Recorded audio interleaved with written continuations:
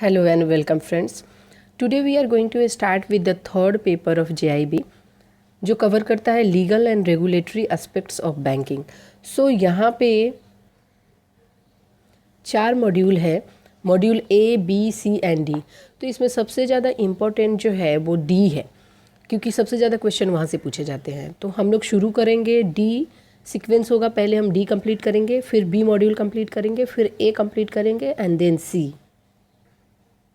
Module D जो है वो कवर करता है commercial law with reference to banking operation. Banking operation में जितने भी कॉमर्शियल लॉज है उसको कवर करता है। तो सबसे पहले हम यहाँ पे देखते हैं चैप्टर नंबर 40।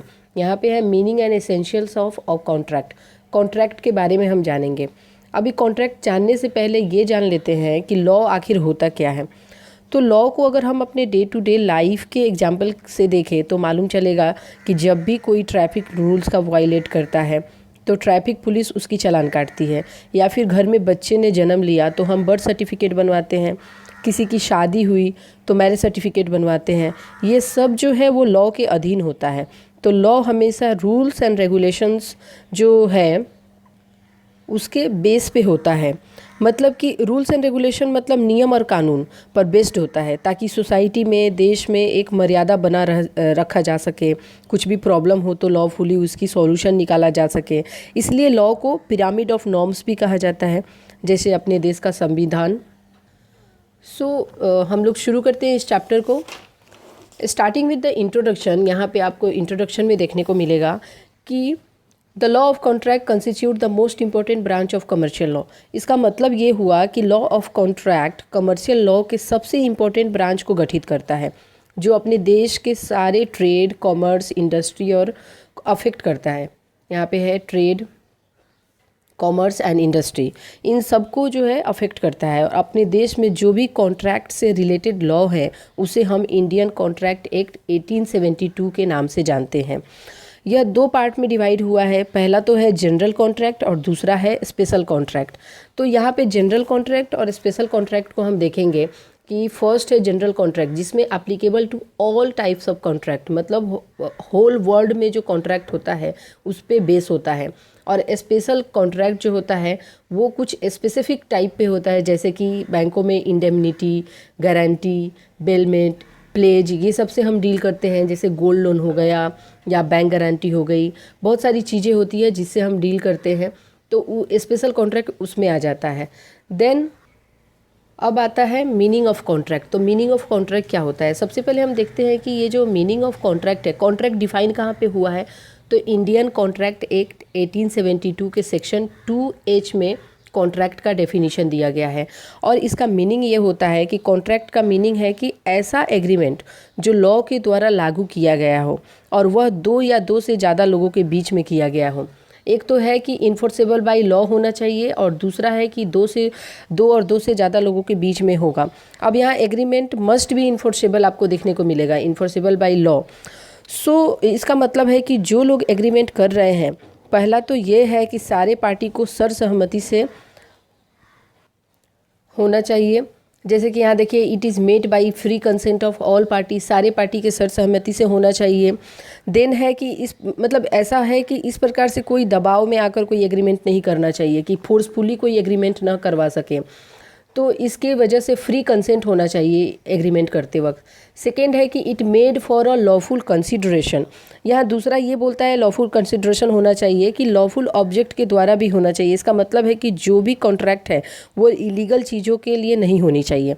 और यहाँ पे आखिरी जो दिया है कि it not declare by the void expressly Indian contract act, इसका मतलब है कि जो भी कॉन्ट्रैक्ट है वो वाइड नहीं होना चाहिए, मतलब इंडियन कॉन्ट्रैक्ट एक्ट के लॉ के मुताबिक ही होना चाहिए, नल नहीं होना चाहिए, उसका कुछ मीनिंग होना चाहिए। ये मीनिंग ऑफ कॉन्ट्रैक्ट हो गया। यहाँ पे एक इम्पोर्टेंट दिया है कि contract equal to agreement plus enforceability. इसका मतलब है कि कोई भी कॉन्ट्रैक्ट एक एग्रीमेंट होता है प्लस इन्फोर्सिबिलिटी का मतलब कि वो लॉ के अधीन होता है, लॉ के द्वारा लागू किया होना जाना चाहिए। तो contract equal to agreement plus enforceability. और उसके नीचे एक नोट दिया है कि इसलिए all contract are agreement but all agreement are not necessary contract. इसका मतलब ये हो जाता है कि जितने भी एग्रीमेंट है सारे कॉन्ट्रैक्ट जो है वो एग्रीमेंट होते हैं, लेकिन सारे एग्रीमेंट कॉन्ट्रैक्ट हो ऐसा कोई नेसेसरी नहीं है, क्योंकि कॉन्ट्रैक्ट का मतलब हम जानते हैं कि एग्रीमेंट प्लस इनफोर्सिबिलिटी। इसका मतलब है कि लॉ के अधीन बनाया हुआ कॉन्ट्रैक्ट, जिसके जैसे इस कॉन्ट्रैक्ट के बेसिस पे हम सूट फाइल कर सकते हैं, तो वो सारे एग्रीमेंट जो है सारे दस ऑल कॉन्ट्रैक्ट आर एग्रीमेंट, तो ये सारे कॉन्ट्रैक्ट जो है वो एग्रीमेंट कहलाएंगे। बट कुछ ऐसे एग्रीमेंट हैं जो कॉन्ट्रैक्ट नहीं कहलाएंगे। अब वो ऐसा कौन सा हो गया, किसी ने क्या किया, माइनर के साथ कॉन्ट्रैक्ट कर लिया, तो माइनर तो सिर्फ बेनिफिट्स को एंजॉय करता है बट लायबल नहीं होता है, तो एग्रीमेंट तो है बट वो कॉन्ट्रैक्ट नहीं कहलाएगा, क्योंकि इंडियन कॉन्ट्रैक्ट एक्ट 1872 के सेक्शन 11 के हिसाब से कोई भी माइनर कॉन्ट्रैक्ट का हिस्सा नहीं हो सकता है। सो यहाँ पे ये ध्यान रखने वाली बात है कि ऑल कॉन्ट्रैक्ट आर एग्रीमेंट, जितने भी कॉन्ट्रैक्ट है वो एग्रीमेंट कहलाएंगे, बट सारे एग्रीमेंट कॉन्ट्रैक्ट कहलाए ऐसा ज़रूरी नहीं है। Next we are going to see key components to form a contract. किसी भी कॉन्ट्रैक्ट को फॉर्म करने के लिए, बनाने के लिए उसका की कंपोनेंट क्या होता है। तो जब भी कोई person signifies to another person his willingness to do और नॉट टू डू समथिंग, इसका मतलब क्या है कि यहाँ पे जब भी दो लोगों के बीच में कॉन्ट्रैक्ट बनता है तो सामने वाला पर्सन एग्रीमेंट के लिए सक्षम है कि नहीं है, वह देखने के लिए पहले पर्सन को सबसे पहले प्रपोजल बनाना होता है। और अगर दूसरा पर्सन अपना कंसेंट देता है, मतलब कि अपनी सहमति देता है, तो यह प्रपोजल मुझे एक्सेप्ट है, तो उसे हम प्रॉमिस कहते हैं। अगर वो कॉन्ट्रैक्ट को, वो एग्रीमेंट को एक्सेप्ट नहीं करता है तो फिर वो प्रपोजल को अगर एक्सेप्ट नहीं करता है तो इसका मतलब कि he is not going to do this agreement. तो इस तरीके से सबसे पहले पर्सन को प्रपोजल देना पड़ता है, और सेकेंड पर्सन ने अगर उस प्रपोजल को एक्सेप्ट कर लिया तो एक्सेप्ट करना मतलब उस प्रॉमिस बन गया कि ठीक है, आई एम रेडी टू पे जो भी अमाउंट है। तो यहाँ पे प्रपोजल बनाता है उसे हम प्रॉमिसर कहते हैं, और जो प्रपोजल एक्सेप्ट करता है उसे हम प्रॉमिसी कहते हैं। और ये प्रॉमिसर और प्रॉमिसी दोनों section 2C of Indian contract act 1872 के अधीन इसका डेफिनेशन दिया गया है। सो नेक्स्ट है कि essentials of a valid contract. किसी भी वैलिड कॉन्ट्रैक्ट का एसेंशियल्स क्या है, क्या एसेंशियल एलिमेंट है एक वैलिड कॉन्ट्रैक्ट फॉर्म करने का। तो सबसे पहले यहाँ पे दिया है, और यहाँ देखिए प्रॉमिस, अभी हमने बोला कि जो भी एक्सेप्ट कर लेता है प्रपोजल को तो वो प्रॉमिस कहलाता है, और ये प्रॉमिस को डिफाइन किया गया है 2B में। सो यहाँ पे है कि जब भी एक पार्टी लॉफुल प्रपोजल को दूसरे पार्टी एक्सेप्ट कर लेता है तो वो प्रॉमिस कहलाता है, और ये एक्सेप्टेड प्रपोजल को हम एग्रीमेंट कहते हैं। यहाँ पे दो तरीके का प्रपोजल होता है, एक तो होता है ऑफर, और जिसको हम प्रपोजल भी कहते हैं, और ऑफर डिफाइन हुआ है 2A में, सेक्शन 2A में ऑफर को डिफाइन किया गया है, और ऑफ़र को प्रपोजल भी कहा जाता है। और दूसरा होता है इनविटेशन टू ऑफ़र। सो हम लोग इसको एक एग्जांपल से समझते हैं। यहाँ पे देखिए कि प्रपोजल और ऑफ़र किसे कहते हैं। जैसे एक पर्सन ए है और एक बी है। ए ने एक लेटर लिखा और इसने एक प्रपोजल दिया बी को कि आप मेरी एक कार 10,000 रुपये में ख़रीद लो। इसने एक लेटर इशू किया, प्रपोजल दिया। अभी बी का विलिंगनेस है कि वो उसे एक्सेप्ट करता है कि नहीं करता है। तो बी जो है वो बायर है, इसने एक्सेप्ट कर लिया। जैसे ही एक्सेप्ट किया तो वो प्रॉमिस कहलाएगा। और इन दोनों के बीच में, मतलब ए यहाँ पे सेलर है, बी यहाँ पे बायर है। ए ने अपनी कार 10,000 में बेचने का प्रपोजल बी के पास रखा, बी ने उसे एक्सेप्ट कर लिया। जैसे ही बी ने एक्सेप्ट किया तो वो प्रॉमिसी कहलाएगा। और ए जो लेटर इशू किया है, जिसने ऑफ़र दिया है, जिसने प्रपोजल को दिया है, वो यहाँ पे प्रॉमिसर कहलाएगा। और जैसे ही बी ने एक्सेप्ट कर लिया तो इन दोनों के बीच में एक कॉन्ट्रैक्ट हो जाएगा। तो ये सिंपल प्रपोजल ऑफ़र का एग्जाम्पल है जिसके बेसिस पे कॉन्ट्रैक्ट बनता है। देन आ जाता है इनविटेशन टू ऑफ़र। अब इनविटेशन टू ऑफ़र, ऑफ़र के बीच में डिफरेंस क्या है अगर आप देखें तो इनविटेशन को कट कर दे तो ये भी एक ऑफ़र कहलाएगा। तो फ़र्क यही है इनविटेशन का। तो वी कैन से कि an invitation to offer will turn into a contract only when an offer is made by the seller to buyer. जब भी सेलर ने बायर के साथ एक ऑफ़र का प्रॉमिस किया है, देन ये कहलाता है इनविटेशन टू ऑफ़र। यहाँ ऑफ़र और इनविटेशन टू ऑफ़र में डिफरेंस हमने देखा कि सिर्फ इनविटेशन का डिफरेंस है दोनों के बीच में। सो इनविटेशन टू ऑफ़र मोस्टली जैसे बिडिंग होता है, कंपनी ऑक्शन करती है, तो उन सब केसेस में होता है। मतलब कि कंपनीज पोटेंशियल बायर को इनवाइट करती है कि आप किसी प्राइस में गुड्स को ख़रीदना चाहते हो फिर बहुत सारे इनविटेशन में से कंपनी एक प्राइस शीट को सेलेक्ट करती है और फिर उस बायर के साथ कॉन्ट्रैक्ट करती है। आप यहाँ पे देखेंगे कि एक कंपनी है, उसने एक लेटर इशू किया, कोटेशन ऑफ गुड्स दिया और यहाँ पे बहुत सारे बायर हैं। तो फिर ये बायर अपना एक प्राइस शीट देंगे, प्राइस शीट भेजेंगे कि ठीक है इस अमाउंट में मैं सक्षम हूँ खरीदने के लिए। तो फिर उसके बाद इन दोनों के बीच में कॉन्ट्रैक्ट होता है। तो ये इनविटेशन टू ऑफर का एग्जांपल जैसे ऑक्शनिंग हो गया, टेंडर हो गया, न्यूज़पेपर में एडवर्टीजमेंट हो गया, तो ये सारी चीज़ें आती है इनविटेशन टू ऑफर के लिए। So we can see the example here. First example कि ए ने बी से एक प्रपोजल दिया कि आप मेरी कार को 10,000 में खरीद लो। और सेकेंड है कि a letter asking for quotation of goods is a invitation to offer. जब भी कोई लेटर इशू होगा कंपनी के थ्रू कोटेशन ऑफ गुड्स के लिए तो वो इन्विटेशन ऑफ ऑफर कहलाएगा। देन हम बात करेंगे एग्रीमेंट की, और एग्रीमेंट डिफाइन किया गया है इंडियन कॉन्ट्रैक्ट एक्ट के सेक्शन 2E में। तो एक एग्रीमेंट जो है वो ओरल भी हो सकता है और रिटन भी हो सकता है।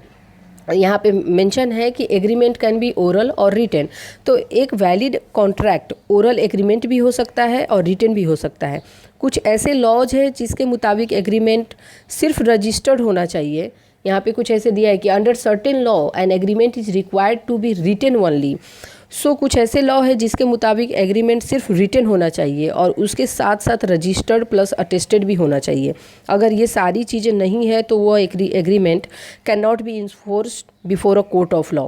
इसको हम लोग कोर्ट ऑफ लॉ के सामने इन्फोर्स नहीं कर सकते हैं। जैसे कि इमूवेबल प्रॉपर्टी का सेल और मॉर्गेज या फिर लीज करना, तो ये सब रिटन एग्रीमेंट होना ज़रूरी है। मॉर्गेज जब भी बैंक इमूवेबल प्रॉपर्टी का मॉर्गेज करती है, लोन देती है, तो ये केस में ये रिटन होना, रजिस्टर्ड होना ज़रूरी होता है। उसके बाद हम देखते हैं कि कंसीडरेशन डिफाइन कहाँ पे है, सेक्शन 2D में, इंडियन कॉन्ट्रैक्ट एक्ट के सेक्शन 2D में कंसीडरेशन डिफाइन है। कंसीडरेशन का मतलब क्या होता है कि लॉफुल कंसीडरेशन यहाँ पे मेंशन है। सो इंडियन कॉन्ट्रैक्ट एक्ट में कंसीडरेशन को डिफाइन किया गया है कि कंसीडरेशन मतलब है कि जो भी पार्टीज एग्रीमेंट का हिस्सा है उसे रिटर्न में कुछ ना कुछ मिलना चाहिए, तो इसे लॉफुल कंसीडरेशन माना जाएगा। जैसे कि हमने एग्जाम्पल में देखा था कि ए ने कार सेल किया तो बी को 10,000, ए ने कार सेल किया तो ए को 10,000 रुपये मिले और बी को उसके बदले में कार मिला। यहाँ पे हमने देखा कि ए और बी है, अगर एग्रीमेंट किया तो ए को अमाउंट मिलता है और बी को उसके बदले में कार मिलता है, तो ये हो जाता है लॉफुल कंसिडरेशन। अब ऐसा नहीं है कि बिना इसने कार ए ने कार दे दिया और बी ने पैसे नहीं दिए, तो वो लॉफुल कंसिडरेशन नहीं कहलाएगा।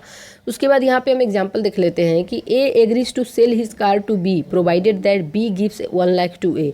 सेम एग्जांपल है, सिर्फ अमाउंट का चेंज है यहाँ पे। इसका मतलब है कि ए ने promise to sell the car, A ने कार सेल करने का प्रॉमिस किया और बी ने प्रॉमिस किया कि मनी पे करूँगा। Next we are going to see it has to remember that agreement without consideration is void. कोई भी एग्रीमेंट बिना कंसिडरेशन के वाइड कहलाता है। और ये एग्रीमेंट विदाउट कंसिडरेशन कहाँ पे डिफाइन है, 2G में, सेक्शन 2G में इसका डेफिनेशन दिया गया है। वाइड का मतलब क्या होता है, वाइड का मतलब होता है it is of no legal effect and not enforceable by law, जिसका कोई लीगल इफेक्ट नहीं है। मतलब अब किसी ने क्या किया, किसी माइनर के साथ एग्रीमेंट कर लिया तो फिर वो वाइड कहलाएगा। और यहाँ पे एक चीज़ मेंशन है कि ऐसे एग्रीमेंट जो बिना कंसिडरेशन के हो लेकिन वैलिड होते हैं, उसके कुछ केसेस हैं कब वो वैलिड कहलाते हैं। पहला है कि agreement made out of natural love and affection. कोई नेचुरल लव और अफेक्शन से अगर एग्रीमेंट बना है तो इसका एग्जांपल हम समझते हैं कि सपोज कोई पेरेंट अपने बच्चों को गिफ्ट देना चाहता है कि एक फ्लैट में तुमको या बंगलो में तुमको गिफ्ट दे रहा हूँ, तो लव और अफेक्शन के बेस पे वो गिफ्ट दे रहा है, तो वो विदाउट कंसिडरेशन, मतलब उसके पेरेंट को कुछ पैसे नहीं मिलेंगे लेकिन बच्चे को वो बंगलो उसके नाम पे मिल रहा है, तो इस केस में ये विदाउट कंसिडरेशन है बट ये वैलिड होता है। तो कुछ ऐसे केसेस हैं। सेकेंड है कि between parties standing is near relation to each other. अगर कोई एक दूसरे के क्लोज रिलेटिव है तो भी इस केसेस में ये वैलिड माना जाएगा, बिना कंसिडरेशन के है लेकिन वैलिड है। उसके बाद है कि ये रिटन और रजिस्टर्ड होना चाहिए, ऐसा नहीं कि ओरल अग्रीमेंट होना चाहिए, ये रिटन और रजिस्टर्ड होना चाहिए। यहाँ पे एग्जाम्पल के लिए देखिए कि mister A out of his natural love and affection promises to pay his son a sum of 1000। तो ये अपना लव और अफेक्शन के बेस पे, अगर नेचुरल लव और अफेक्शन के बेस पे अगर कुछ पे करना चाहता है तो उस केस में इसे without consideration but valid contract माना जाएगा। Then here we can see कि फ्री कंसेंट, एक वर्ड हमने देखा यहाँ पे, एक होता है वाइड अब इनिशियो, जो एग्जाम में भी कई बार पूछे जा चुके हैं, अब इनिशियो। तो अब इनिशियो जो है लैटिन वर्ड है, वहाँ से डिराइव हुआ है, जिसका मतलब होता है फ्रॉम बिगनिंग। कोई ऐसा वाइड अब इनिशियो का मतलब होता है कि स्टार्टिंग से ही, बिगनिंग से ही नल, बिगनिंग से ही इलीगल कॉन्ट्रैक्ट है, उसको हम लोग कहते हैं वाइड अब इनिशियो। देन यहाँ पे है फ्री कंसेंट। फ्री कंसेंट का मतलब हमने देखा कि बिना किसी दबाव के लिया गया, प्रॉमिस किया गया, consent said to be free when the parties agree to the same thing and the same sense. मतलब बिना किसी दबाव, किसी के दबाव में आए हुए कंसेंट दिया जाना ही फ्री कंसेंट कहलाता है। फिर कैपेसिटी टू कॉन्ट्रैक्ट हो गया, the parties to the agreement must be legally competent to enter into contract. तो यहाँ पे देखिए कि कैपेसिटी टू कॉन्ट्रैक्ट का one of the most important है, यहाँ पे सेक्शन 11 में कौन पार्टी कॉम्पिटेंट टू कॉन्ट्रैक्ट है और कौन नहीं है उसके बारे में डेफिनेशन दिया गया है। तो जो कॉन्ट्रैक्ट के लिए कॉम्पिटेंट नहीं है, और सेक्शन 11 में ये बताया गया है कि कौन कौन से ऐसे पर्सन हैं जो कि किसी भी कॉन्ट्रैक्ट के लिए कॉम्पिटेंट है। तो he has attended the age of maturity, वो 18 साल से ऊपर का होना चाहिए, साउंड माइंड का पर्सन होना चाहिए, and he not disqualified for entering into contract by any law which is he is subject. किसी भी लॉ के अधीन उसको डिस्क्वालीफाइड नहीं किया गया है कि वो कॉन्ट्रैक्ट का हिस्सा नहीं बन सकता है। तो ये सारी चीज़ें जो है वो कैपेसिटी ऑफ कॉन्ट्रैक्ट को बताती है कि वो कॉन्ट्रैक्ट के लिए एबल है या नहीं है। देन हम यहाँ पे देखते हैं कि contract act and banking. Contract act and banking में बैंकिंग में किस तरह के कॉन्ट्रैक्ट होते हैं। तो हम सब जानते हैं कि बैंकिंग के सारे services, procedures and transaction contract के बेस पर बना है। हम सब जानते हैं कि बैंकिंग एक ट्रस्ट बेस्ड रिलेशनशिप होता है, ट्रस्ट के बेसिस पे ही इसका लेन देन होता है। क्योंकि अगर आपको भरोसा ही नहीं है किसी बैंक पर तो आप अपना पैसा वहाँ पर डिपॉजिट नहीं करेंगे। इसलिए बैंकिंग ट्रस्ट पर ही चलती है, और बैंक और कस्टमर का एक रिलेशनशिप होता है बैंकों में। उसके ट्रांजेक्शन्स क्या हुए हैं उसके बेसिस पे डिपेंड करता है कि बैंक और कस्टमर का क्या रिलेशनशिप है। तो बैंक और कस्टमर का रिलेशनशिप जो है वो बैंकर कस्टमर रिलेशनशिप, जो हमने प्रिंसिपल्स का देखा था। प्रिंसिपल्स में एक चैप्टर है प्रिंसिपल ऑफ बैंकिंग, जो अपना जेआईबी का पहला पेपर है, वहाँ पे एक चैप्टर है जहाँ पे बैंक और कस्टमर रिलेशनशिप एक पूरा चैप्टर ही है।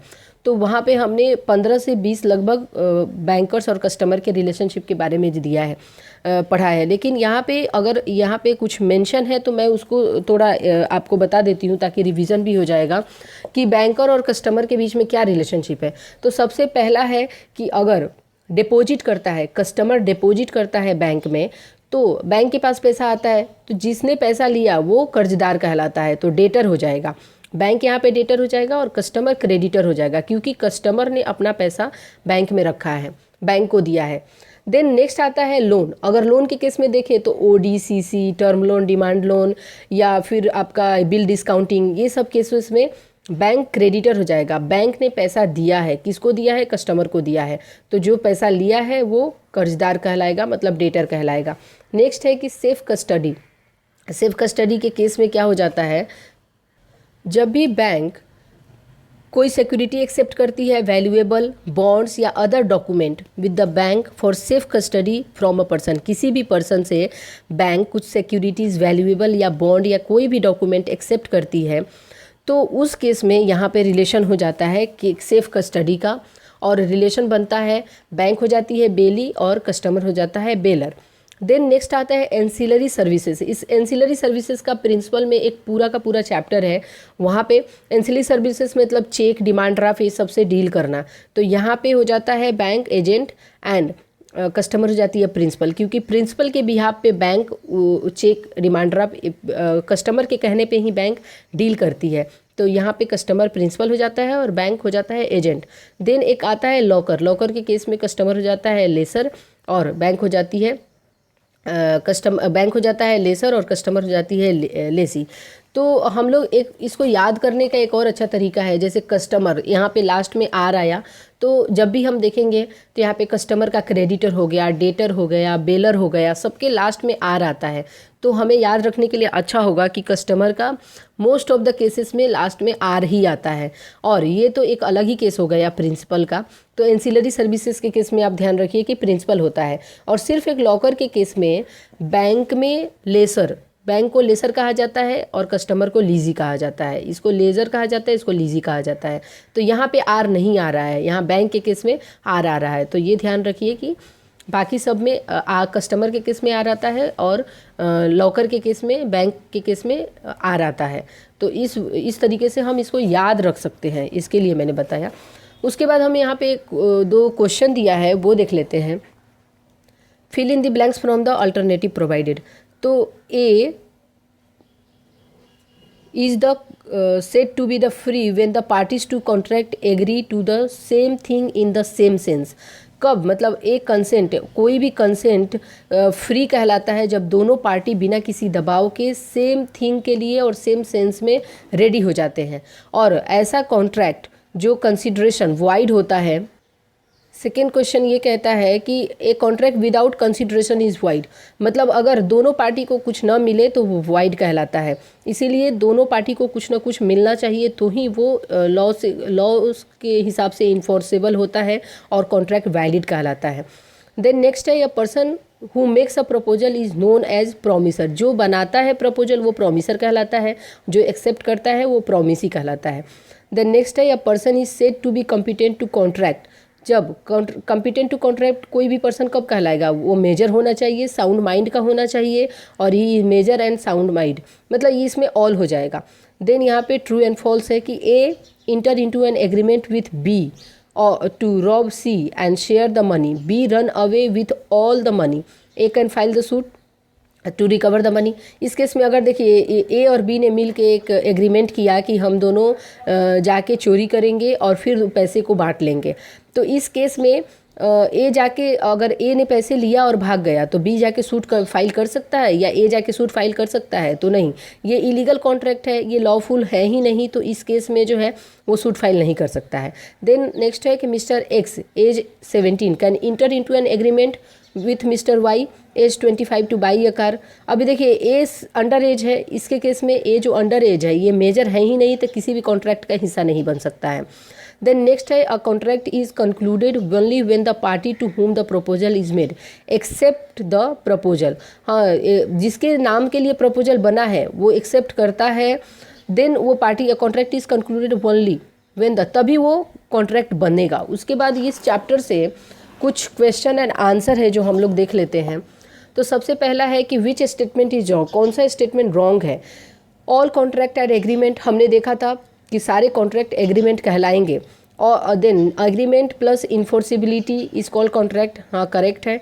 ऑल एग्रीमेंट आर कॉन्ट्रैक्ट, सारे एग्रीमेंट कॉन्ट्रैक्ट नहीं कहलाएंगे, क्योंकि हमने एक एग्जांपल देखा था कि माइनर के साथ किया गया एग्रीमेंट जो है वो कॉन्ट्रैक्ट का हिस्सा नहीं है, क्योंकि minor is not the competent to enter into the contract. तो यहाँ पे रॉन्ग स्टेटमेंट ये हो जाएगा।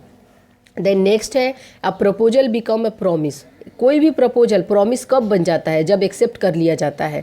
और जो भी प्रपोजल बनाता है उसको प्रॉमिसर कहा जाता है, जो एक्सेप्ट करता है उसको प्रॉमिसी कहा जाता है। Then an agreement can be oral और रिटन, तो ये एग्रीमेंट जो है ओरल और रिटन दोनों हो सकता है। देन नेक्स्ट है, identify the cases when an agreement without consideration is valid. कौन सा ऐसा केस है जिसमें बिना कंसिडरेशन के भी एग्रीमेंट वैलिड कहलाता है?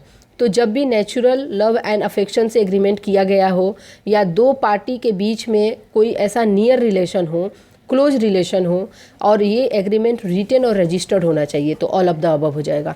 नेक्स्ट है कि वॉइड अब एन इश्यू का मतलब क्या होता है? तो इसका मतलब होता है to be treated as invalid from the beginning. So this is all about chapter number 40. Then we will start the next chapter. We will see the next chapter, contracts of indemnity, in the next video. Thank you so much for watching this video.